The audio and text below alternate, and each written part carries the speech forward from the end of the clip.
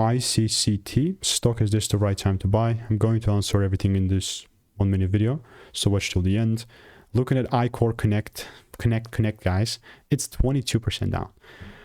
The last thing that I'm going to do is randomly start shorting or buying. I know that there's a lot of eyes and traction around ICCT, but I mean, the bearish bias that I've had an idea has not been wrong in like ever. I mean, you know, this is from experiencing 38,000 videos that I've done, you know, using common factors analysis and documenting my data and just really going over my data to see what's working and whatnot.